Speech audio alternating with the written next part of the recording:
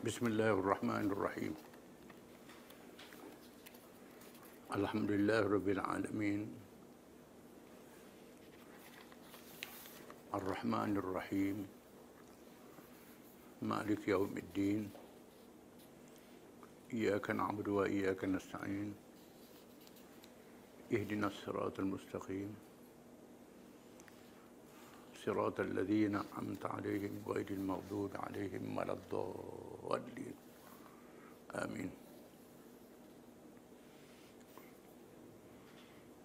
والصلاة والسلام على رسول الله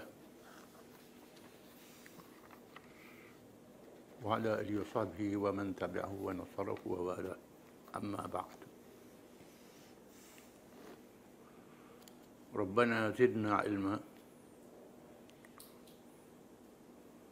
warzuqna fahman wa hikmah.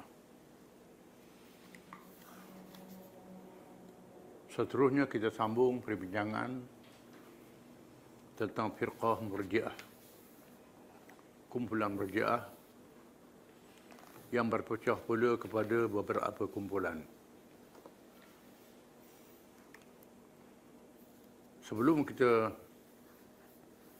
bincang tentang kumpulan-kumpulan itu, kita rujuk balik kepada kefahaman Murji'ah yang berasaskan kepada menangguhkan hukum sama ada kafir ataupun murtad ataupun dosa-dosa yang besar pada hari akhirat, tak boleh hukum di dunia. Ataupun mereka yang mengharapkan dibebaskan daripada kesalahan-kesalahan itu. Kerana kata mereka sebagaimana maksiat tidak memberi mudarat pada iman. Begitulah kufur tak dimudaratkan oleh perkara yang membatalkannya. Mereka juga berdalilkan kepada ayat Quran. Jadi masalah. Kerana mereka juga orang Arab, belajar Quran. Cuma kefahaman mereka salah. Dalil mereka firman Allah Ta'ala, wa akharuna murjauna li amrillah imma yu'adzibuhum wa imma yatubu alaihim wallahu alimun hakim. Surah At-Taubah ayat 106. Dan kumpulan yang lain yang diharapkan, ditangguhkan, diserahkan urusan kepada Allah. Terpulang pada Allah sama ada mengazabkan mereka atau menerima taubat mereka. Dan Allah Maha mengetahui lagi Maha bijaksana. Perlu diketahui bahawa ayat ini ada sebab nuzul, sebab turun ayat dia. Sebab turun ayat ialah berkait dengan 3 orang sahabat yang tidak pergi perang Tabuk. Bukan dengan sebab tidak beriman, mereka beriman. Tapi malas. Kerana sayang nak tinggal pokok kerma dan buah-buahan yang sedang berputih. Nak tinggal kebun. Nak tinggal binatang yang sedang bunting. Lalu mereka tak pergi perang Tabuk. Maka Allah menurunkan ayat tersebut. Mereka dipulak oleh Nabi SAW dalam masa beberapa hari. 10 hari. Iaitulah Mararah bin Ar-Rabi', Ka'ab bin Malik dan Hilal bin Umayyah radhiyallahu anhu. Dan akhirnya Allah Ta'ala menurunkan ayat tersebut, menyatakan bagaimana iman mereka masih ada. Dan Allah Ta'ala menerima taubat mereka dan mereka diradai oleh Allah. Maka ayat ini tak ada kena mengena dengan fahaman Murji'ah yang salah itu. Fahaman itu salah, tak betul. Sehingga tak boleh hukum orang murtad jadi murtad. Tak boleh laksanakan hukuman di atas dunia tangguh pada hari akhirat. Mereka dinamakan Murji'ah. Seterusnya golongan Murji'ah terbahagi kepada 3 kumpulan yang besar, di samping kumpulan yang kecil. Yang pertama Murji'ah Jabariyah, yang menyerahkan kepada Allah, baik jahat pun Allah Ta'ala buat. Tak ada guna dengan hamba. Mereka yang menangguhkan hukum dalam perkara iman dan mengikut Jaham bin Safwan dalam perkara amal. Ini pengikut Jaham bin Safwan yang telah kita baca dulu. Mereka menangguhkan hukum dalam perkara iman. Orang yang murtad tak boleh hukum murtad. Walaupun terang dia murtad. Dia semua berhala ke, dia apa ke, tak ada kata kafir lagi. Tunggu hari kiamat lah. Ini tak boleh, salah. Kerana sabit dan hadis Nabi SAW, Nabi menghukumkan orang murtad. Ayat Quran ada hukum berkait dengan murtad, dengan reddah. Tapi mereka menangguhkan hukuman ini. Termasuklah maksiat. Pengikut Jaham bin Safwan, kan kata mereka, itu takdir Allah Ta'ala. Allah Ta'ala yang buat, bukan pilihan dia. Ini satu kumpulan. Yang kedua, Murji'ah Qadariyah. Mereka yang menangguhkan hukum dan perkara iman dan mengikut Qadariyah dan Mu'tazilah dan perkara qada dan qadar. Jadi perbuatan itu dengan perbuatan hamba, tak ada kaitan dengan Allah Ta'ala. Semua yang dibuat oleh makhluk ini ialah dia sendiri buat. Tak ada hubungan dengan kuasa Allah Ta'ala. Kalau macam tu, semua orang berniaga untung. Semua orang buat berjaya. Semua obat jadi sembuh penyakit. Tak betul pahaman ini. Kerana di sana ada kuasa Allah Ta'ala. Hukum dosa dan pahala berkait dengan ikhtiar dan kemampuan manusia. Dalam perkara yang tak boleh ikhtiar, tak ada kemampuan, tak ada dosa dan pahala. Dia Qadariyah menganggap semua perbuatan hamba. Yang Jabariyah hati perbuatan Allah Ta'ala.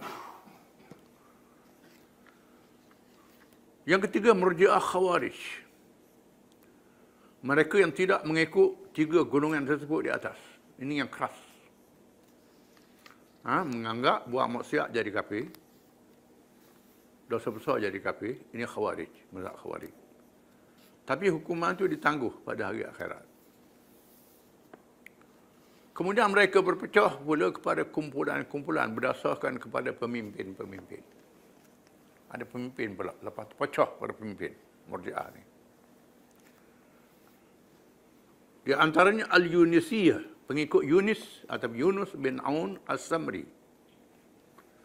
Di antara ajaran As-Samriyah ni yang pertama, Al-Yunisiyah. Menyatakan bahawa iman itu di dalam hati dan lidah, iaitu makrifat Allah Ta'ala, kasih dan tunduk kepadanya, dia sampai berikrar dengan lidah. Sesiapa yang mempunyai perkara ini, dia beriman. Habis. Tak masalah. Iman ni benda hakikat. Dia buat kafir, buat apa, itu tak boleh hukum. Yang kedua, ta'at bukan daripada iman. Ta'at bukan beriman. Dan seseorang yang beriman itu masuk syurga dengan ikhlas. Dan yakinnya bukan dengan ilmu dan ta'at. Pada macam tu, malaikat tak perlu tulislah amal. Sedangkan Quran mengatakan ada kiraman katibin, malaikat yang menulis amal perbuatan manusia. Ada ilmu yang Allah Ta'ala beri, ilmu yang manusia usaha, belajar. Kepada mereka tak ada ini semua. Ikhlas saja. Asal ikhlas cukup. Tak beramal pun tak apa. Ini satu pahaman yang salah. Kemudian Al-Ghassaniyah, pengikut Ghassan Al-Kufi, yang menyatakan bahawa yang pertama, bahawa iman itu ma'rifatullah, kenal Allah dan Rasulnya sallallahu alaihi wasallam, dan berikrar dengan wahdaniyatillah, dengan esa Allah, dan apa yang diturunkan oleh Allah dan dibawa oleh Rasulullah SAW secara ijmal, bukan secara tafsil, secara ijmal, secara umum. percaya pada Nabi, pada Islam, pada Allah secara umum. Secara bawang cukup. Detail tak ada. Detail ni sembahyang rukun Islam, rukun iman yang berkait dengan macam-macam pecahan dia. Perkara yang wajib, yang sunat, yang haram, yang makruh, yang harus. Dan seseorang yang menafikan perkara yang wajib, yang mutawatir, yang diketahui, keluar daripada Islam.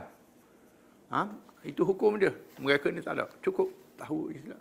Percaya ke Islam, tak buat apa pun. Ini satu kumpulan ni. Satu pahaman. Yang kedua, seorang yang tahu bahawa memakan babi itu haram.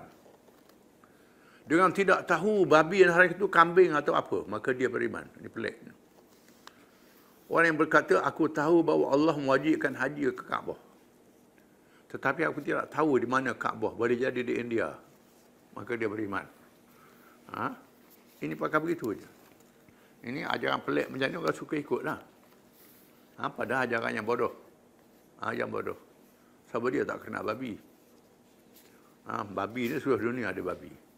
Kalau orang tu tak kenal babi, dia tak apalah. Buat tak kenal. Kalau semua orang kenal babi, kalau makan juga, buat tak kenal lah. Buat tak kenal. Kaabah semua orang Islam tahu duduk di Mekah. As-Saubaniyah, pengikut Abu Sauban. Abu Sauban. Yang menyatakan, semua ajaran ini dah tak ada sebenarnya. Dia sebut sebagai catatan saja zaman dulu. Kalau ada pun terpencil, kawasan pedalaman, kawasan yang jauh, bawa ilmu pelik. Ini. As-Saubaniyah, pengikut Abu Sauban yang menyatakan, yang pertama bahawa iman itu ialah ma'rifah. Ma'rifah. Banyak orang bercakap ma'rifat. Apa ma'rifat? Tak tahu. Sebut saja. Ma'rifat ini kenal dan iqrar dengan Allah dan Rasulnya sallallahu alaihi wasallam. Dan dengan perkara yang tidak harus pada akal membuatnya. Dan barang yang harus pada akal meninggalkannya tidak termasuk dalam iman, kata dia. Tak masuk dalam iman. Iman itu ialah ma'rifat dan iqrar dengan Allah dan Rasulnya dengan perkara tidak harus pada akal membuatnya. Dan barang yang harus pada akal meninggalkannya tidak termasuk dalam iman. Jadi amalan tak masuk dalam iman. Yang kedua, menganut fahaman qadar baik dan jahat itu daripada hamba, bukannya daripada Allah. Bukan daripada Allah Ta'ala. Semua daripada hamba. Ini qadariyah. Sama yang qadariyah. Dan imamah, ini politik. Kepercayaan politik dia. Imamah, kepimpinan itu, tidak sabit melainkan dengan ijma' umat Islam. Seorang ketua negara sah dengan ijma'. Orang tak 100% orang sokong dia wajib sah. Kalau tidak, tak sah. Ini semua pahaman yang mengarut. Mana boleh berlaku ijma', orang setuju berlaku dalam dunia. Tak ada macam tu. Ada orang yang setuju, tak setuju. Ijma' itu ialah sepakat ulama-ulama yang mu'tabar. At-Taumaniyah, iaitulah pengikut Abu Ma'ad At-Taumani. Di antara ajarannya ialah, ajaran dia, iman itu ialah barang yang terpelihara daripada kufur, iaitu nama pada semua perkara-perkara yang kalau ditinggalkan salah satu daripadanya maka jadi kafir. Cukup. Kalau orang tu tinggal perkara yang menyebabkan dia kufur, sah imannya.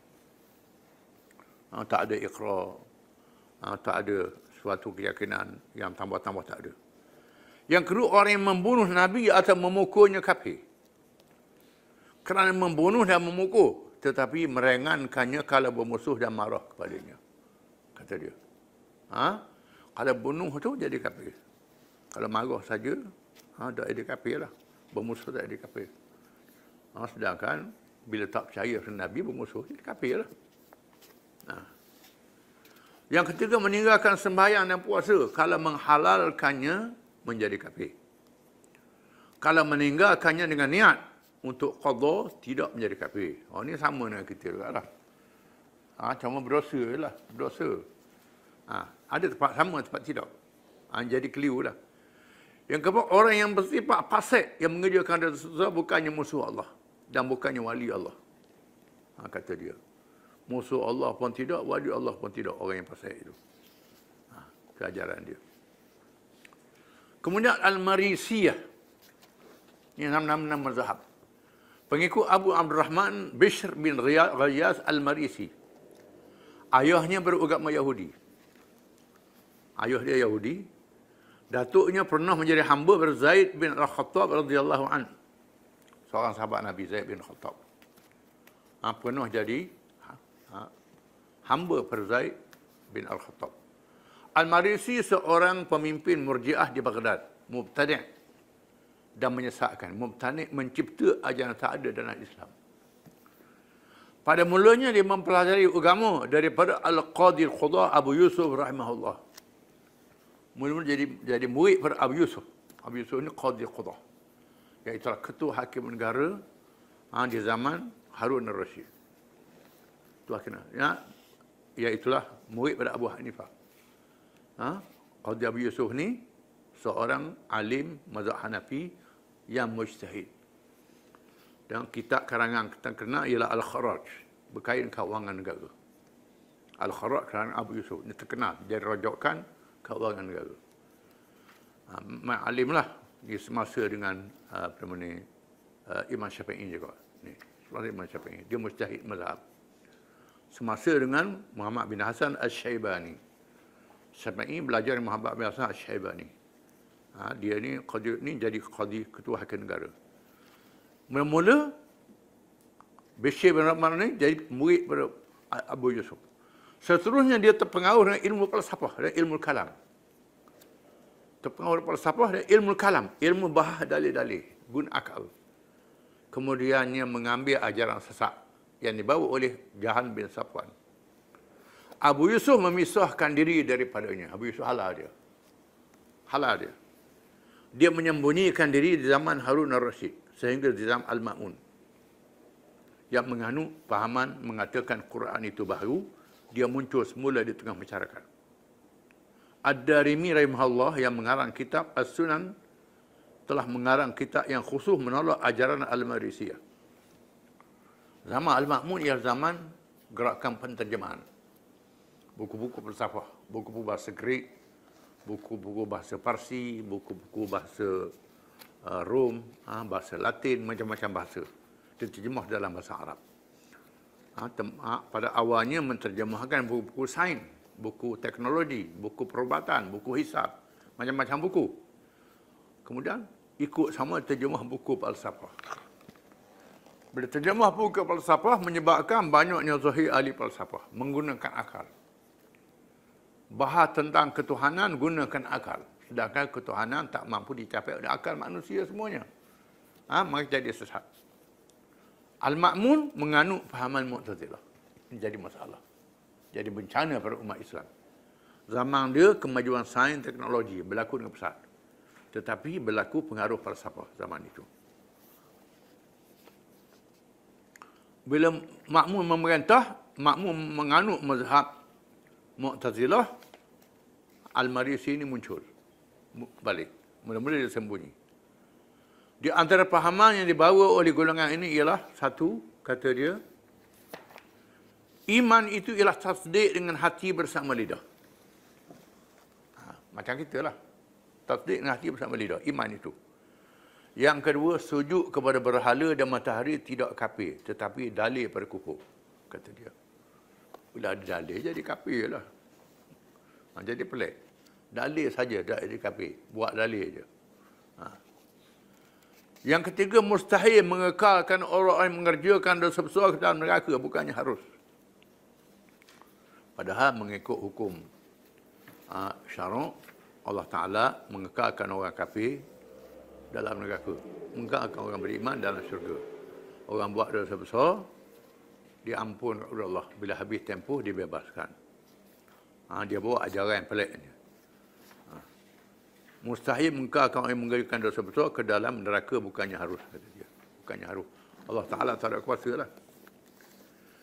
Yang keempat, perkara yang menjadi derhaka kepada Allah dikira dosa besar. Semua perkara maksiat dosa besar belaka. Ini pelik.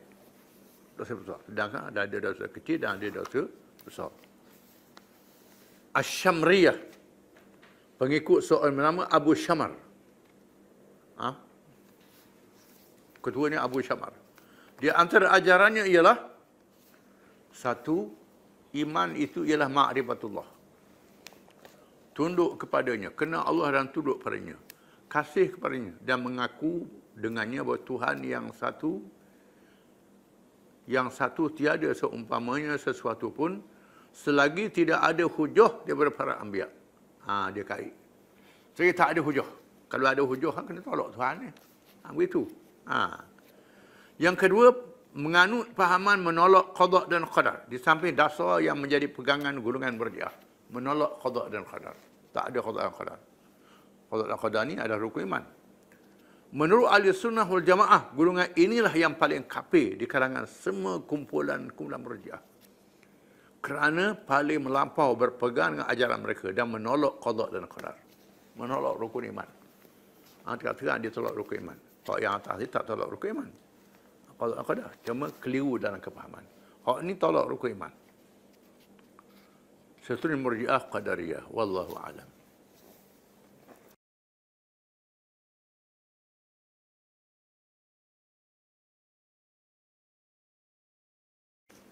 Bismillahirrahmanirrahim. Pembahagian ghanimah Hunain. Seperti kita baca minggu lepas, perang Hunain ini banyak rampasan perang ghanimah. Beratus-ratus ribu binatang ternakan, unta, kambing, dan barang-barang yang lain. Ghanimah ada hukum dalam Quran. Dibahagi 5. Satu bahagian dapat kepada pemerintah yang menguruskan untuk bagi kepada mereka yang berhak. Fakir miskin dan seumpamanya. Perusahaan lain. 4 bahagian untuk tentera. Tentera yang terlibat dengan peperangan. Di mana ghanimah ni ialah barang yang boleh alih dirampas. Zaman Saidina Umar, barang yang tak boleh alih tak masuk. Maka dia akan pembahagian khusus selepas Islam menguasai Parsi dan Rom. Kita akan baca kemudian. Rasulullah SAW menugaskan Zaid bin Thabit radhiyallahu anhu yang alim dalam ilmu hisab supaya mengira tawanan Taif dan harta rampasannya yang terdiri daripada binatang ternakan dan barang berharga untuk dibahagikan kepada tentera yang terlibat dalam peperangan. Setelah mencabut khumusnya 1/5 yang dikhususkan kepada Rasulullah SAW oleh Nas Al-Quran. Dan Rasulullah SAW memerintah supaya bahagiannya juga dibahagikan kepada orang ramai. Bahagian 1/5 ni bahagi pada orang ramai pula. Banyaknya rampasan ini. Pembahagian dilakukan dengan penuh adil dan mengandungi uslub pendekatan untuk menarik mereka yang masih lemah imannya supaya menjadi kuat, golongan mu'allaf. Mengajak yang masih kafir supaya masuk Islam. Yang kafir diberi juga, dipuluk masuk Islam. Dan kafir yang sangat jahat permusuhannya terhadap Islam supaya hilang sikap permusuhannya.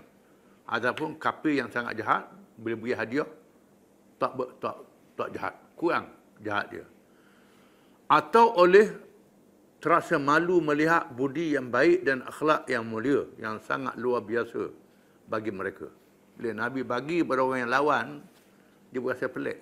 Lama kening, kalau lawan ni biasa bunuh, ni nak beri hadiah. Ini rasa pelik. Menjinakkan hati mereka. Mereka terdiri dari kalangan pemimpin yang sangat berpengaruh di tempat masing-masing. Yang diberi ini ialah pemimpin yang berpengaruh. Orang yang kuat pengaruh dia. Abu Sufyan bin Harb, pemimpin Mekah yang baru masuk Islam. Dia beri 40 uqiyah perak. Uqiyah perak. Dan 100 ekor unta. 100 ekor unta dia beri. Ekor ni bukan makan dia seorang. Puak-puak dia lah. Dia pera dan ternak. Begitu juga pada anak-anaknya Yazid dan Muawiyah. Muawiyah yang baru masuk Islam. Dia beri 100 ekor belaka. Hakim bin Hizam diberi 100 ekor unta. Hakim bin Hizam, pemimpin Mekah, diberi 100 ekor unta.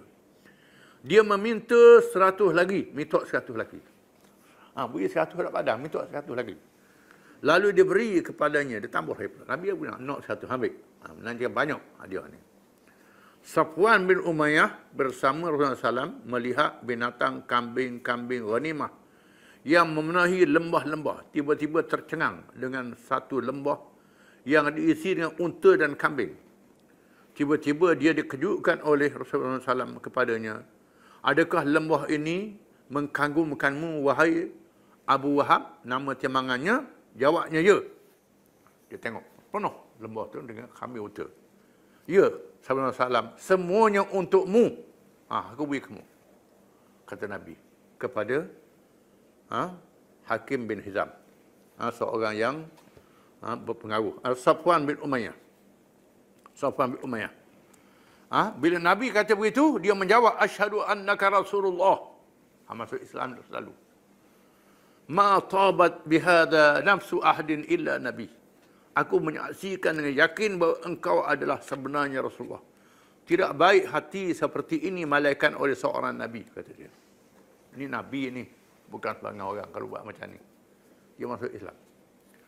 Senembah tu bukan untuk dia seorang. Ada pengikut-pengikut dia, di bawah pengaruh dia. Kerana orang Arab, padang pasir ini bukan petanang, dia ternak binatang. Dia benar kata. Menurut riwayat Al-Bukhari dan Muslim, bahawa Safwan menegaskan, ia memberi ghanimah Hunain kepadaku ketika ia adalah orang paling aku marahi lagi benci, sehingga ia menjadi orang paling aku kasihi, kata dia. Asalnya tak adalah aku pada benci, bila buat begini aku sayang dia, kata Hizam. Safwan bin Umayyah. Safwan bin Umayyah. Menurut riwayat Muslim, bahawa Rasulullah SAW memberi pada Safwan 100 ekor unta, kemudian 100 lagi, dan 100 lagi. Dia beri pada Al-Haris bin Kildah 100 ekor unta. Dia beri juga kepada setiap orang pemimpin Quraisy 100 ekor unta.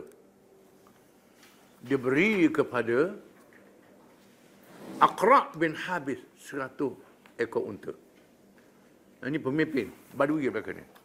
Dia beri kepada Uyainah bin Hisn 100 ekor unta. Dia beri kepada Abbas bin Mirdas yang juga bertaraf pemimpin 40 ekor unta. Beri 40 ekor ke Abbas bin Mirdas. Orang lain beri 100. Kerana menganggap ia lebih dipercayai daripada orang-orang yang lain. Kerana akhlaknya yang mulia. Dia ni orang baik. Nabi beri 40 ekor orang baik. Dan tidak pernah meminum arak di zaman jahiliah. Dia tak pernah minum arak. Beri 40. Tak tahu ni, beri banyak. Nabi beri sikit. Tiba-tiba dia bersyair di hadapan Rasulullah SAW dengan rangkapan berbunyi. Dia bersyair kerana dia penyair. Dia bersyair depan Nabi. Syair dia, jenaka lah. Ataj'alu nahbi wa nahbal abidi baina uyainata wal aqra'in. Wa ma kana hisnun wala habisun yafuqani mirdasi fi majma'i wa ma kuntu duna amri'in minhum wa man ta'al yawma la yurfa'i. Syair dia, makna dia, adakah engkau jadikan bahagianku dan hambaku kudanya? Adakah engkau beri kepadaku dan bahagian kudaku, kuda dia, bahagian kudaku di antara bahagian Uyainah dan Aqra'? Beri 40 ekor je beri aku. Aku dengan kuda aku. Orang lain beri 100 ekor. Tidakkah Uyainah dan Hisn mengatasi Mirdas dari segi kedudukannya? Dan aku tidaklah seorang yang lebih rendah pangkat daripada mereka. Orang yang direndahkan pada hari ini, saya tidak diangkat lagi, kata dia. Kalau dah naik pangkat, tidak naik lagi lah, kata dia. Dia kata di depan Nabi. Lalu Rasulullah bersabda, Ya Abu Bakar, iqta' lisana anni wa a'tihi mi'atan minal ibil. Wahai Abu Bakar, potong lidahnya daripada bercakap terhadapku dan berikan dia 100 unta. Kerak lidah dia. Kerak lidah dan beri unta 100 ekor lagi. Tak cakap. Nabi balas dia.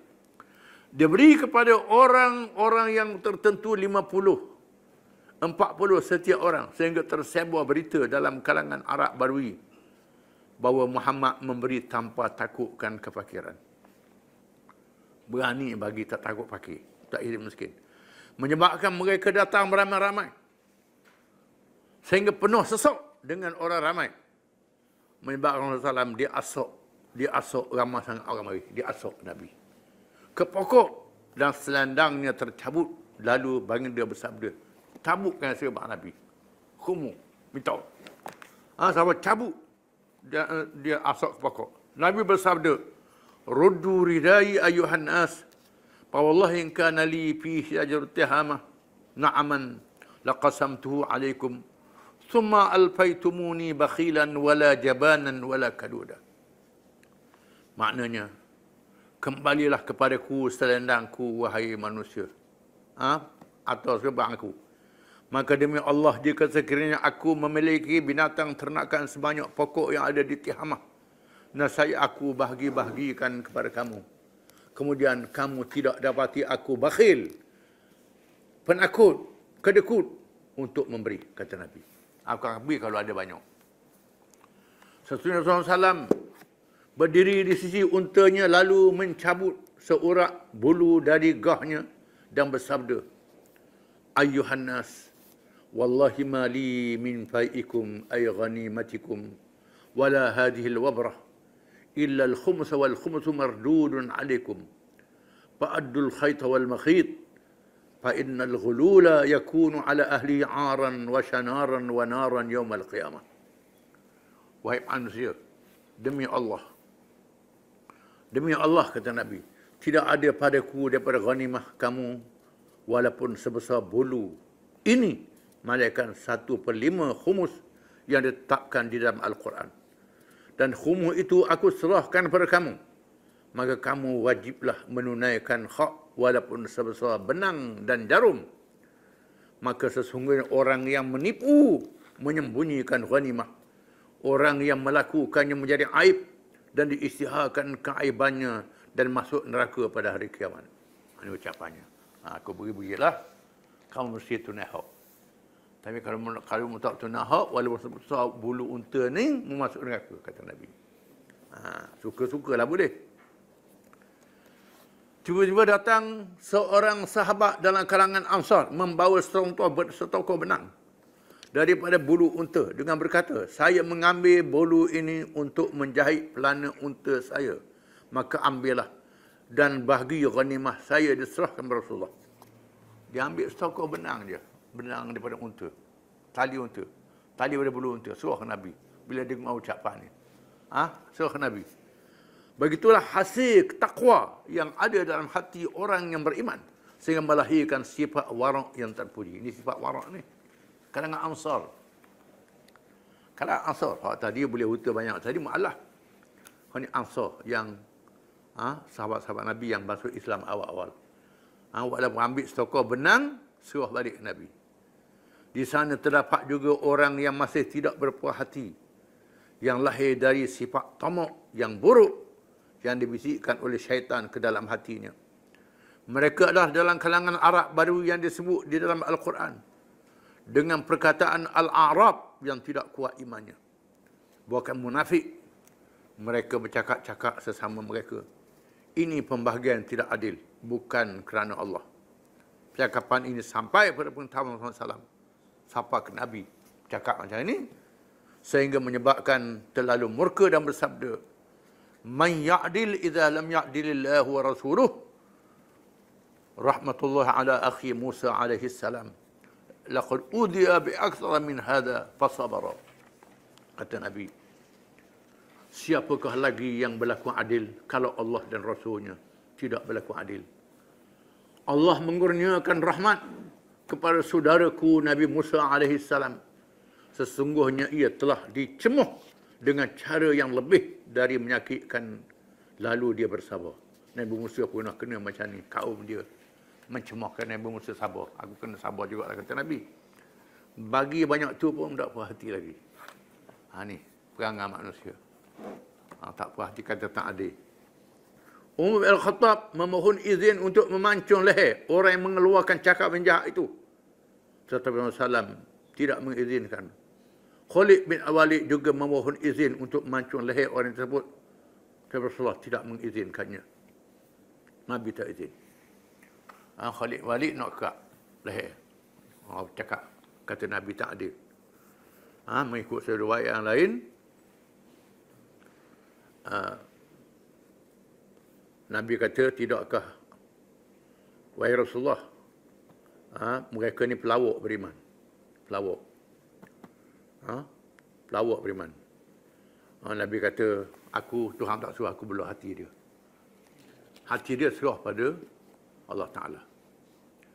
Kebetulan orang ni pula ada tanda sembahyang di dahi. Orang Badui. Tanda sembahyang di dahi. Kerang dahi sembahyang. Kuat ibadat. Tapi cakap itu ke Nabi. Kemudian dia berundur. Nabi tengok. Nabi kata di kalangan puak ni akan zahir di akhir zaman. Yang baca Quran tapi tak masuk dalam hati perut dia. Buat ibadat saja je. Kuat ibadat. Tapi tak percaya pada Quran. Demikianlah peristiwa pembahagian harta ghanimah yang menguji iman dengan harta benda dunia. Ada yang tidak diberi sedikit pun kerana percaya pada imannya. Ada yang tak diberi sedikit pun kerana percaya pada iman. Di antaranya Abu Bakar dan Umar, Ahlul Bait, keluarga Rasulullah yang beriman. Anak-anak Nabi. Para muhajirin dan ansar radhiyallahu anhum. Ini bermakna mereka yang diberi banyak kerana imannya lemah. Perlu dikukuhkan dengan pemberian harta. Sehingga dia belajar dan mendekati Islam dan imannya juga menjadi kuat. Memang benar selepas itu mereka menjadi para mujahidin yang gugur syahid dan menegakkan Islam sehingga akhir hayat. Orang yang tak dapat benda ni. Tuhan beri kelebihan pada akhirat. Wallahu alam. Keluhan Ansar.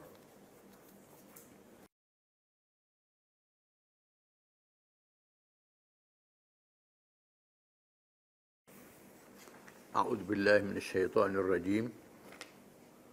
Disambung tafsir minggu lepas. Alladzina amanu idza tadayantum bidainin ila ajalin musamman faktubuh. Wal yaktub katibun bainakum bil 'adl. Wala yaba katibun an yaktuba kama 'allamahu Allah. Falyaktub lil ladzi 'alal haqq wal yattaqillaha rabbah. Wala yabkhas minhu shay'an. فإن كان الذي عليه الحق سفيها أو ضعيفا أو يستطيع أن يمل فليمل وليه بالعدل واستشهدوا شهيدين من رجالكم فإن لم يكونا رجلين فرجل وامرأتان ممن ترضون من الشهداء أن تضل إحداهما فتذكر إحداهما الأخرى ولا يأبى الشهداء إذا ما دعوا ولا تسأموا أن تكتبوا صغيرا أو كبيرا إلى أجله ذلكم أقسط عند الله وأقم للشهادة وأدنى ألا ترتابوا إلى أن تكون تجارة حاضرا تديرونها بينكم فليس عليكم جناح ألا تكتبوها وأشهدوا إذا تبايعتم ولا يضار كاتب ولا شهيد وإن تفعلوا فإنه فسوق بكم واتقوا الله ويعلمكم الله والله بكل شيء عليم.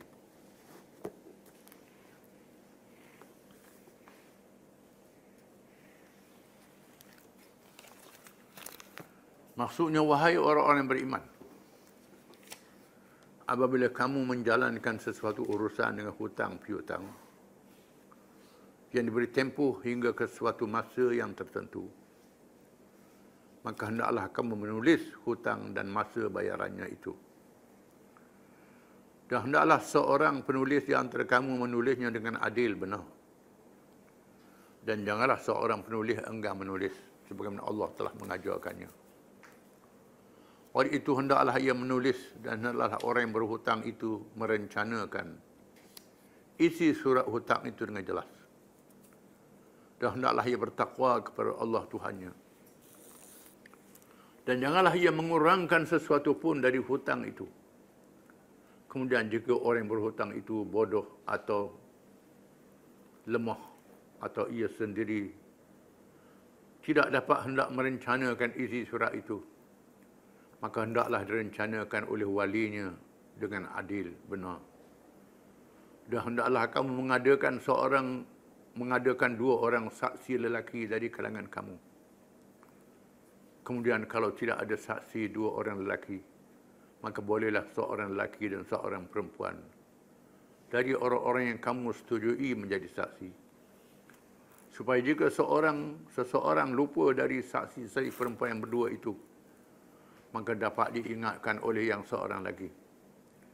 Dan janganlah saksi-saksi itu enggan apabila mereka dipanggil menjadi saksi. Dan janganlah kamu jemu menulis perkara hutang yang bertempuh masanya itu, sama ada kecil atau besar jumlahnya. Dan yang demikian itu lebih adil di sisi Allah dan lebih membetulkan, menguatkan keterangan saksi. Dan juga lebih hampir kepada tidak menimbulkan keraguan kamu, kecuali perkara itu mengenai perniagaan tunai yang kamu edarkan sesama kamu. Maka tiadalah salah jika kamu tidak menulisnya. Dan adakahlah saksi apabila kamu berjual beli. Dan janganlah mana-mana juru tulis dan saksi itu disusahkan. Dan kalau kamu melakukan apa yang dilarang itu, maka sesungguhnya demikian itu perbuatan fasik derhaka yang ada pada kamu. Tak oleh itu hendaklah kamu bertakwa kepada Allah. Dan ingatlah Allah dengan keterangan ini mengajar kamu. Dan Allah sentiasa mengetahui akan setiap sesuatu.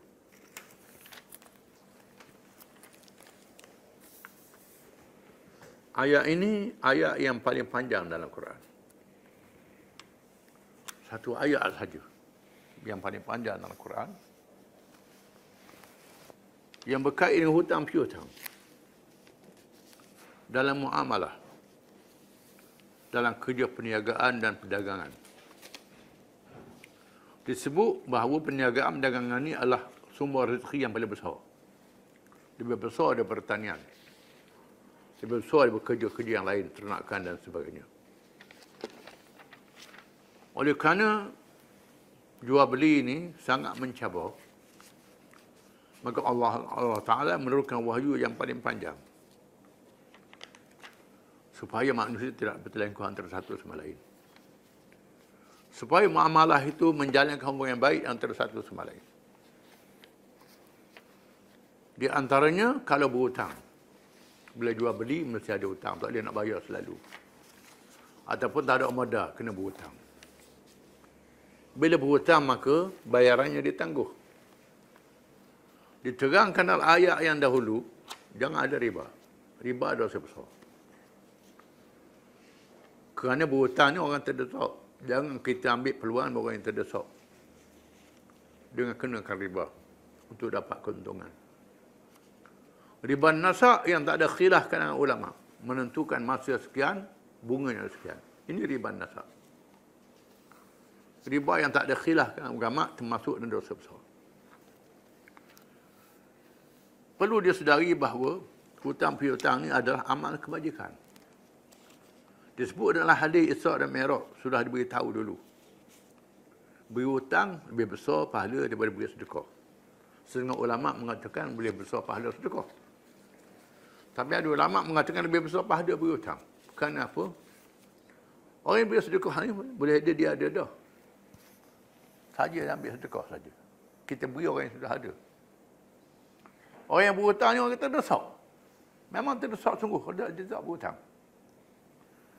Di sinilah pahala lebih besar. Dan sangat mencabar. Mencabar orang yang beri dan mencabar orang yang terima hutang. Yang beri sayang nak beri hutang ke tak. Kalau bayar pula, kalau berhutang pula, nak bayar balik ke tak. Ini satu cabaran. Ya allazina amanu tadayanu birani ila ajalin musamma faktubuh. Wahai orang yang beriman, apabila kamu berhutang piutang sesama kamu, maka tulislah urusan hutang piutang itu. Tulis. Jangan pakai ingat-ingat itu saja. Terutamanya hutang yang besar-besar. Dalam ayat ini tak sebut hutang kecil, hutang besar. Yang paling pentingnya hutang besar lah. Takut buat lupa. Takut mengelak tengah jalan. Tak mengaku dan sebagainya. Zalikum aqsatu indallah. Itu lebih adil di sisi Allah. Tulis ni ialah satu amalan yang sangat adil di sisi Allah Ta'ala. Yang adil, yang betul, yang istiqamah. Nak tipu tak boleh tulis. Wa aqwamu lisyahadati. Dan lebih kuat, lebih teguh dari segi penyaksian. Tulisan ni. Tulisan ni satu penyaksian yang sangat penting. Wa anna alla tartabu, dan lebih hampir pada kamu tidak ragu lagi antara satu sama lain. Tak ragu lagi antara satu sama lain. Faktubuh, maka tulis dengan makna fi'il amar. Sungguh yang wajib. Walaupun dia anggap percaya antara satu sama lain. Tapi Allah Ta'ala tugaskan dengan fi'il amar. Ada amal lil wudu, ada amal lil nabi. Ada suruh wajib, ada suruh sunat. Wa yaktub katibun bainakum bil adl. Dan hendaklah menulis oleh penulis kalangan kamu dengan adil. Penulis ni kena tulis dengan adil lah. Tulis betul. Terutamanya orang yang hutang piutang tu butuh huruf pula. Tulis tak betul pula. Ataupun salah seorang daripadanya suruh tulis tak betul. Hak ni tak reti baca. Itu sangat malang zaman sekarang ni, banyak orang reti baca belaka.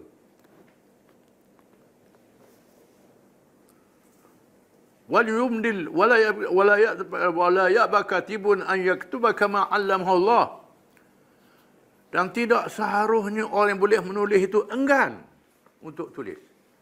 Sebagaimana Allah ajar pada dia boleh menulis. Allah Ta'ala beri ilmu boleh menulis. Amalkan ilmu itu boleh pahala. Bila Allah Ta'ala suruh boleh pahala lah. Boleh pahala. Dia beri pahala oleh Allah Ta'ala. Walyumdil 'alal haqq wa yattaqillah rabbah. Dan tunaikan tulisan itu oleh menulis mengikut apa yang ditetapkan daripada hutang itu. Tetap banyak mana? Angka dia mesti tepat, mesti betul. Wal yattaqillah rabbah. Takut pada Allah Tuhan dia. Tulis dengan sifat takwa pada Allah Ta'ala. Bukan tulis barang tulis. Tulis dengan beriman dan budiman. Dengan iman dan akhlak yang mulia. Wala yabkhas minhu syai'a, dan dia tidak sembunyi sedikit pun. Dia tak sembunyi sedikit pun. Apa yang disebut dalam jumlahnya tak disembunyi sedikit pun. Tulis. Lepas tulis tu baca balik. Itu sebaik-baiknya. Termasuk siasat syariah. Hak erti baca, tengok balik. Kalau kita tak erti baca, suruh orang kita percaya baca. Surat perjanjian itu. Fa in kana alladhi 'alayhi haqqu safihan aw dha'ifan. Jika sekiranya orang yang punya hak itu seorang yang tak boleh mengurus. Seorang yang tak cerdik. Seorang yang lemah. Sama ada dia kecil ataupun dia gila kerana dia masih kecil lagi, dia ada duit, ada harta, tapi nak manfaatkan duit dia itu untuk pelaburan. Ataupun seorang yang gila, nak manfaatkan harta orang gila tu, dia ada anak-anak dia seumpamanya. Tolong tulis dengan bertakwa pada Allah. Kawan matang kawan tu gila, awak tak betul tulis pula. Kawan ni budak, anak yatim pula, tak betul tulis pula. Awala yastati' an yumil. Dia tak mampu kerana kejahilan dia. Tak reti dalam perkara menguruskan itu. Maka tolonglah dia. Falyumdil waliyuhu bil 'adl. Hendaklah kendalikan dengan adil, dengan tepat. Jangan buat salah, jangan buat silap. Wastashhidu syahidaini min rijalikum. Dan adakan dua orang saksi kalangan lelaki. Dalam hukum syarak, saksi dua orang lelaki. Dua saksi. Dua saksi lelaki, saksi yang adil. Yang adil ni ialah yang tak mengerjakan dosa besar dan tak terus menerus dosa kecil. Nak tinggal dosa kecil, manusia payah. Mesti ada dosa kecil juga. Tapi tak meneruskan. Dan tak buat perkara yang menjatuhkan maruah. Orang yang maruah tinggi. Yang moral dia tinggi. Integriti sekarang ni. Tinggi. Orang ni jadikan saksi. Fa illam yakuna rajulaini farajulun wa imra'atani. Kalau tak ada dua lelaki, maka seorang lelaki dan dua perempuan. Boleh ambil saksi dua perempuan. Dua orang perempuan boleh jadi saksi dalam masalah hutang piutang. Boleh ambil orang perempuan jadi saksi. Ambil dua orang perempuan. Kerana orang perempuan ni kalau kena ugut seorang, ada seorang lagi. Ini zaman sekarang ni zaman ugut kuat. Kalau orang lelaki tahan sikit, kalau orang perempuan mungkin ada kelemahan dia. Letak dua orang saksi. Jadi seorang lelaki, kalau tak ada, dua orang lelaki, kalau tak ada seorang lelaki, dua orang perempuan. Tak ada lelaki belaka, macam mana? Ambil perempuan belaka lah. 4 orang lah. Saksi. Lagi ramai, lagi baik. Walaupun Quran sebut begitu. Mimman tardawna minasyuhada. Di kalangan sesiapa yang kamu redha untuk menjadi saksi. Yang kita redha kerana sifat adil dan sifat baik untuk menjadi saksi. Fatudzakkira ihdahum al-ukhra. Maka seorang boleh mengingat yang lain. Kalau yang satu lupa, yang ni ingat. Itu hikmah dua saksi. Kalau ramai, yang ni ingat, yang ni tak ingat, yang ni ingat. Mengingat satu yang lain. Wala ya'ba syuhada'u idza ma da'u, dan tidak seharusnya orang menjadi saksi itu enggan bila diajak jadi saksi. Kalau orang suruh jadi saksilah. Jangan enggan, tolong orang. Tolong jadi saksi. Wala ya'ba katibun an yaktuba kama 'allamahu Allah. Diulang saya lagi, orang yang menulis pula kena tolong tulis. Boleh tolong tulis pada orang tak tahu menulis, tak tahu mengarang perjanjian. Tolong karang dia. Boleh pahala. Sebab Tuhan beri ilmu pada dia. Ilmu boleh menulis, boleh pandai surat karang perjanjian. Tulis. Fal yaktub, hendaklah tulis. Wala ya'ba syuhada'u idza ma du'u, dan janganlah saksi-saksi itu enggan bila diajak. Bila diajak, enggan. Wala tas'amu an taktubu saghiran aw kabiran ila ajalih. Dan jangan kamu berasa cuai, berasa lembab, berasa malas, berasa segan untuk menulis perkara yang kecil dan perkara yang besar mengikut tempoh hutang yang ditetapkan. Jangan berasa cuai, berasa lembab. Tulis, cergas. Zalikum aqsatu indallah wa aqamul syahadatu anna alla tartabu. Itu semua lebih adil si Allah. Lebih betul dari segi menjadi saksi. Lebih mengelakkan daripada keraguan. Tak ada keraguan lagi. Ila an takuna tijaratan hadran tudirunaha bainakum falaysa 'alaykum junahun alla taktuha. Malaikat satu perniagaan yang depan-depan tak berhutang. Yang hadir di hadapan mata. Itu pun tak jadi wajib kalau nak tulis. Kalau tulis lebih baik lagi. Kita dah akad jual beli. Surah menyerah dah akad jual beli ni. Ni berhutang. Jual beli sungguh ni. Tak berhutang ni. Jual beli. Cash pada masa itu. Tak wajib tulis. Wa ashhidu idza tabaya'tum. Adakan saksi bila kamu berakad jual beli. Kalau yang perkara yang besar tu biar ada saksi. Biar ada saksi nanti balas kemudian. Kalau ada saksi bila sesat, tak balas kemudian. Terutama zaman sekarang. Zaman sekarang ni zaman manusia banyak jenis. Lebih utama dari saksi. Fa'inna min ba'dukum ba'dhan pula alladhi tumina amanatah. Kalau setengah kamu berasa aman terhadap setengah yang lain, tunaikan amanah itu. Dengan cara yang sebetul-betulnya. Tunaikan amanah dengan saya betul-betulnya. Sebagaimana diperintah oleh Allah, sebagaimana Tuhan ajar pada kita ilmu,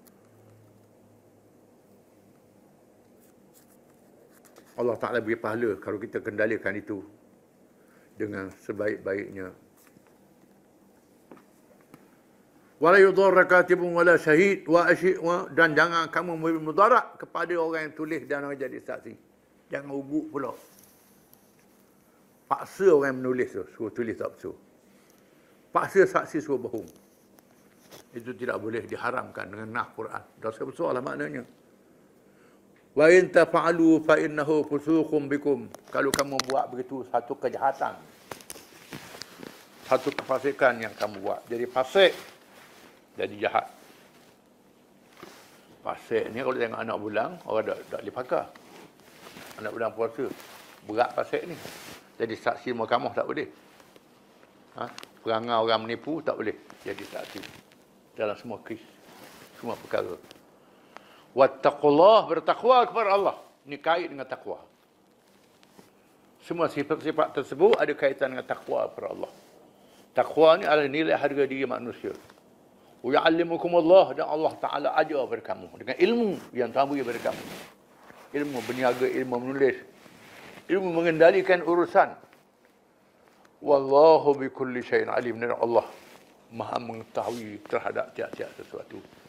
Walaupun kita tahu, kita pandai macam mana pun, Allah Ta'ala tahu lagi. Tak boleh mengelak, tak boleh tipu. Semua diketahui oleh Allah Ta'ala. Dan dikira pada hari kiamat kelak. Bukan saya kita tulis atas dunia, ada malaikat tulis kelak. Tulis apa yang kita buat. Malaikat buat catatan. Tangan jadi saksi, kulit jadi saksi. Kalau kita menipu di atas dunia ni, semua ada dekat kita jadi saksi pada hari kiamat kelak. Ini saja Islam. Perkara yang tak ada dalam ajaran lain pada Islam. Sebab itu, Islam saja yang boleh membentuk integriti syakhsiyah yang sebenarnya. Ajaran lain tak boleh. Kerana ajaran lain tidak ada roh. Ajaran lain tak ada iman. Semua teori-teori seperti awal dulu tak ada iman. Islam ni ada iman. Bukan saja iman pada Allah, semua iman pada hari akhirat. Iman pada malaikat. Pada dosa pahala dan lain-lain. Ini yang mengikat kita. Yang membezakan kita dengan orang yang bukan Islam. Wallahu a'lam.